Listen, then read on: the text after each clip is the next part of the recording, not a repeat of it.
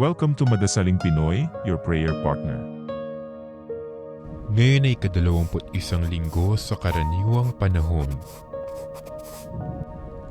Ang mabuting balita ng Panginoon ayon kay San Lucas. Noong panahong iyon, nagpatuloy si Jesus sa kanyang paglalakbay. Siya'y nagtuturo sa bawat bayan at nayo na kanyang dinaraanan patungong Jerusalem. May isang nagtanong sa kanya, "Ginoo, kakaunti po ba ang maliligtas?" Sinabi niya, "Pagsikapan ninyong pumasok sa makipot na pintuan.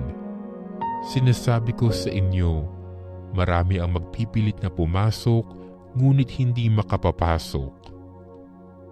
Kapag ang pinto'y isinara na ng puno ng sambahan, magtitiis kayong nakatayo sa labas at katok ng katok.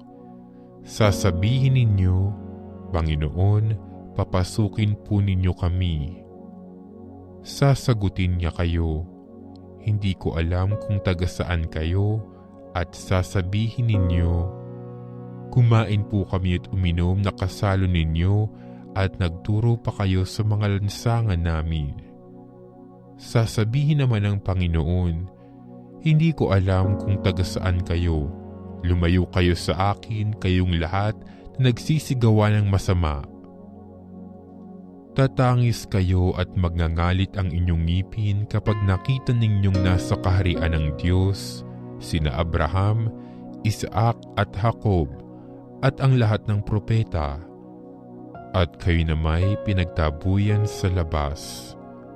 At darating ang mga tao buhat sa silangan at kanluran, sa hilaga at timog, at dudulog sa hapag sa kaharian ng Diyos.